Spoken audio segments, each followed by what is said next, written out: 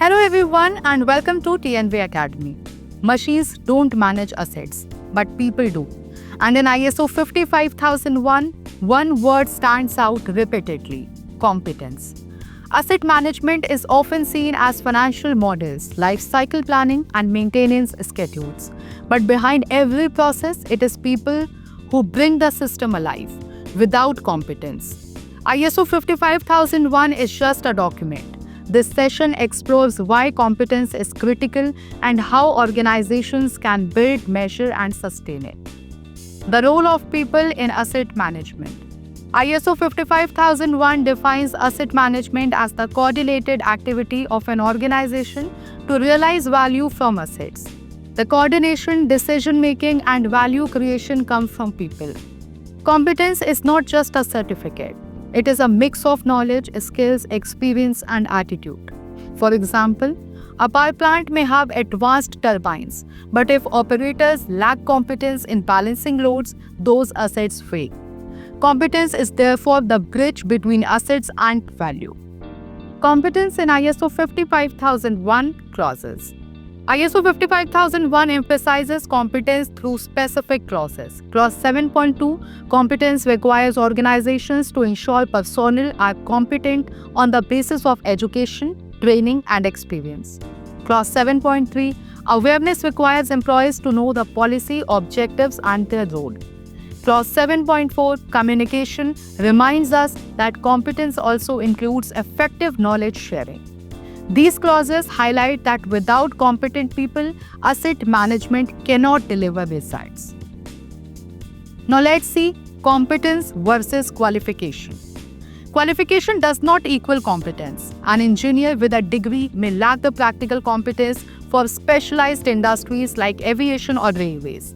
True competence is a balance of theory and practice. A water utility once failed its ISO 55001 implementation because the staff lacked training in asset criticality ranking. This shows competence is about applied ability, not just formal education. Building competence. Competence must be developed. Organizations can use formal training, on-the-job mentoring, cross-functional exposure, and simulation drills to strengthen capability. For instance, engineers learning financial principles or finance staff understanding life cycle cost adds cross-competence that aligns with ISO 55001's holistic approach. Competence grows when learning becomes part of organizational culture. Measuring competence. What is not measured cannot be improved. ISO 55001 requires evidence of competence.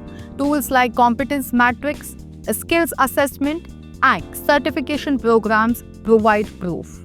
For example, an oil and gas company developed a competence matrix for pipeline maintenance and found 30% of staff needed reskilling. By identifying and closing gaps, competence becomes measurable and actionable. Competence in risk management.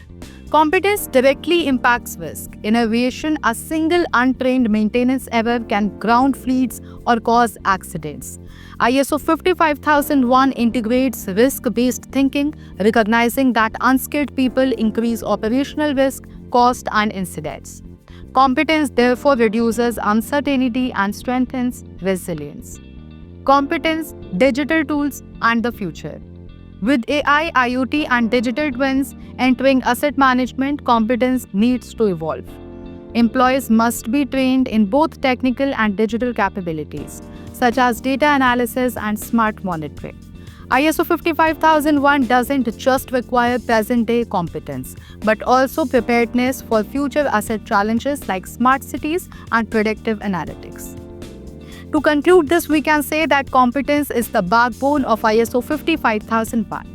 Assets may represent value, but without competent people, they quickly turn into liabilities. Building competence through training, measuring it through evidence, and sustaining it through culture ensures that ISO 55001 delivers real results. Machines may be the muscle, but people are the mind. And in asset management, it is people part that keeps organizations running. Thank you for watching this detailed session, and I will see you in the next episode of TNV Academy.